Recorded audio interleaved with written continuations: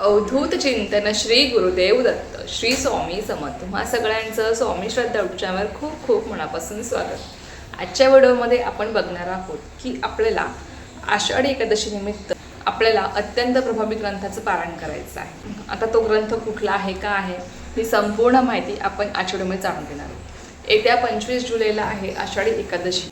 आषाढी एकादशी आणि कार्तिक एकादशी या दोन ज्या एकादशी आहेत त्या सगळ्यात महत्त्वाच्या मानल्या गेल्या आहेत। वर्षभरामध्ये 24 एकादशी येतात त्यातले या सगळ्यात महत्त्वाच्या एकादशी आहेत आणि असं म्हटलं जातं की या एकादशीचं व्रत केल्यावर आपल्याला संपूर्ण एकादशीचं व्रत केल्याचं फळ मिळत असतं। त्यामुळे नक्कीच आपल्याला या दिवशी व्रत करायचं आहे।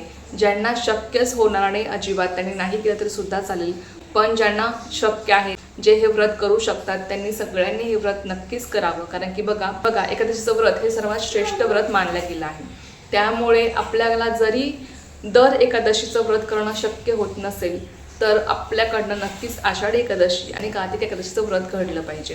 आता बघा आषाढी एकादशी म्हटलं की एकादशी ही भगवान विष्णूंना समर्पित असते।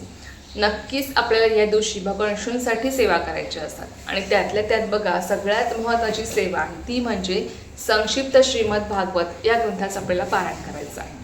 आता हे पारायण केल्यामुळे आपल्याकडनं भगवान विष्णूंची सर्वात प्रभावी सेवासुद्धा घडते, त्याचबरोबर आपला पितृदोषसुद्धा बऱ्याच प्रमाणामध्ये दूर होतो।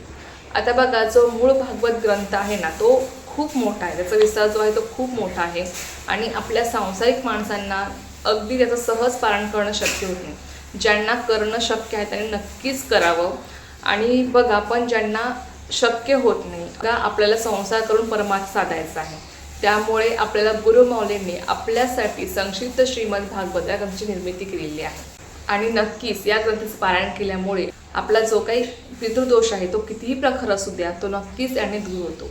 बघा आपण सगळे मनुष्य आपण जन्माला येताना आपण आपल्यासोबत ऋण घेऊन जन्माला येत असतो।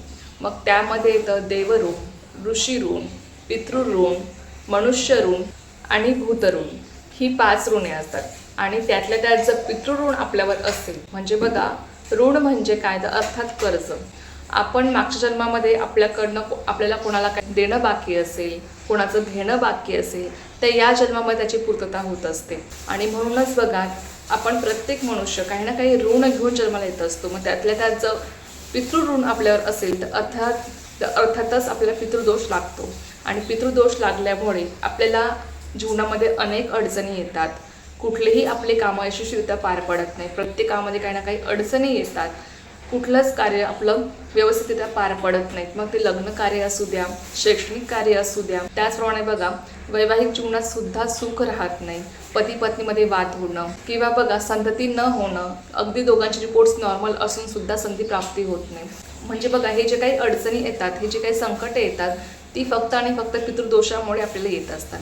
कारण की आपल्याला पितरांचं ऋण फेडायचं असतं। जरी आपल्या आधीची जी काही पिढी आहे तरी आपण त्यांना डोळ्याने बघू शकत नाही, अर्थात ते या जगामध्ये नाही आहे, ते आपल्याला काही मागणार नाही तोंडाने की तुम्हाला हे दे किंवा ते दे, पण बघा त्यांना वाटतं की मी यांच्यासाठी एवढं केलेलं आहे तर मग यांनी माझी आठवण काढावी आणि म्हणूनच त्या पितृऋणामुळे आपल्याला ते दोष लागत जातात आणि म्हणूनच पितृदोष जर आपल्याला असेल तर आपल्याला नारायण नागबली करावी लागत असते। त्याचबरोबर आपण त्रिपिंडीसुद्धा करू शकतो, पण प्रत्येक वेळेस आपल्याकडनं या पूजा घडतील किंवा या सेवा घडतील असं नाही, कारण की त्यासाठी आपल्याला वेळ पण लागतो आणि पैसाही आपला खर्च होतो। मग प्रत्येक वेळेस आपण दोन्ही गोष्टी करू शकू असं नाही आहे। मग अशा वेळेस आपल्याला परमपूज्य गुरुमाऊलींनी एक अत्यंत रामबाण उपाय सुचवलेला आहे। पितृदोषावर हा अत्यंत प्रभावी रामबाण उपाय आहे, तो म्हणजे संक्षिप्त श्रीमद भागवत या ग्रंथाचं आपल्याला पारायण करायचं आहे। तसं पाहिलं तर हे पारायण आपल्याला दर एकादशीला करायचं असतं, पण आता प्रत्येकाकडनं दर एकादशीला घडेलच असं नाही आहे। मग त्यातल्या त्यात ही जी काही आषाढी एकादशी आहे ती अत्यंत महत्त्वाची आहे। या एकादशीचं व्रत केल्यावर आपल्याला संपूर्ण एकादशीचं व्रत केल्याचं फळ मिळत असतं। त्याचप्रमाणे या एकादशीला आपण ज्या काही सेवा करू त्याचं फळ आपल्याला तेवढ्याच पटीने जास्त मिळणार आहे। मग त्यामुळे संक्षिप्त श्रीमद भागवत या ग्रंथाचं जर तुम्ही पारायण करणार असाल तर अर्थात त्याचं फळ तुम्हाला तेवढ्याच पटीने मिळणार आहे आणि तुमचा जो काही पितृदोष आहे तो बऱ्याच प्रमाणामध्ये दूर होणार आहे। अनुभव घेऊन बघा बरेच भक्त आहेत जे या ग्रंथाचं पारायण नित्यनियमाने करतात, त्यांना याचा अनुभव आहे। कुठलंही संकट येत नाही, अडलेली कामे मार्गी लागतात आणि बऱ्याचशा अडचणी आहेत त्या फक्त आणि फक्त या ग्रंथामुळे आपल्या दूर होतात।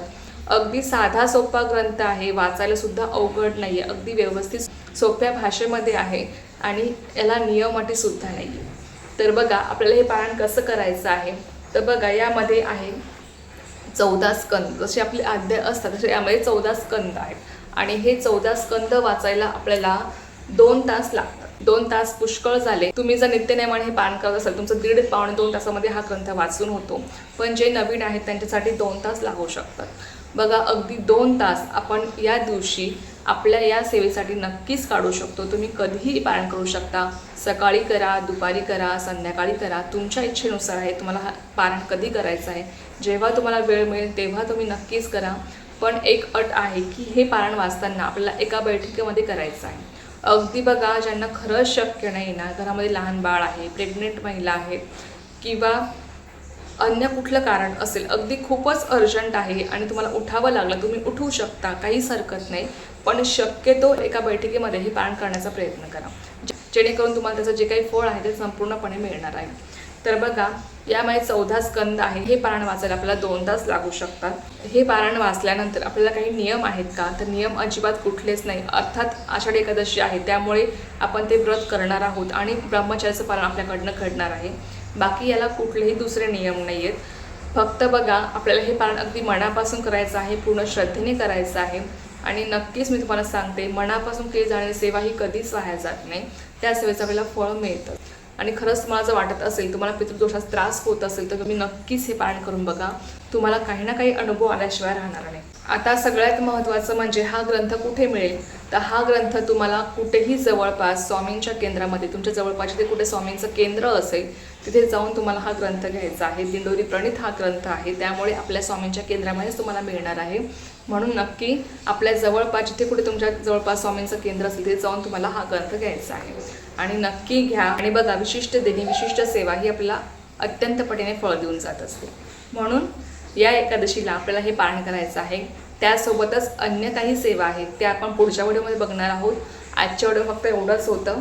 तर नक्की ज्यांना शक्य आहे त्यांनी हे पारायण करण्याचा प्रयत्न करा. मी तर म्हणेल की फक्त बघा जे खरंच नशीबवान आहेत ना त्यांच्याकडनं हे पारायण नक्कीच घडणार आहेत. शेवटी स्वामींची कृपा असते की ते आपल्याकडनं सेवा करून घेत असतात. म्हणून स्वामींनाच प्रार्थना करा आणि नक्की हे पारायण करण्याचा प्रयत्न करा. तर चला, एक अत्यंत छोटीशी पण खूप महत्त्वाची माहिती होती चंद्रूसोबत शेअर करायची झालेली सेवा मी स्वयं माझ्याने रुजू करते आणि आजचा व्हिडिओ इथेच थांबवते. तुम्हाला ही माहिती आवडली असेल तर व्हिडिओला लाईक, शेअर, सबस्क्राईब करायला विसरू नका. पुन्हा भेटूया अशाच एका व्हिडिओसोबत, नवीन विषयासोबत. तोपर्यंत सर्वांना श्री स्वामी समर्थ. जय जय स्वामी समर्थ.